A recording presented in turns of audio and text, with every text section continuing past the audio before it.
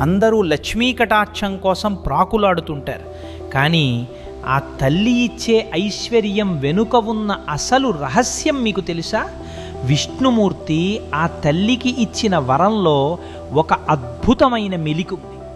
ఒకనాడు లక్ష్మీదేవి స్వామివారిని సేవించుకుంటూ, నేను కోరుకున్న వారికి ఎంతైనా ధనాన్ని ఇచ్చే అధికారం నాకు ప్రసాదించండి అని కోరింది. స్వామివారు సంతోషించి తథాస్తు అన్నారు. కానీ అక్కడ ఒక చిన్న నియమం పెట్టారు. లక్ష్మీదేవి ఎంత ఐశ్వర్యాన్ని ఇచ్చినా విష్ణుమూర్తి తలచుకుంటే దాన్ని మరుక్షణం వెనక్కి తీసుకోగలడు.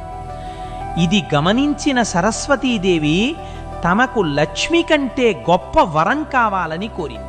అప్పుడు స్వామివారు, తల్లి, నీవు ఇచ్చే జ్ఞానాన్ని మాత్రం ఈ సృష్టిలో నేను కూడా వెనక్కి తీసుకోలేను అని వరం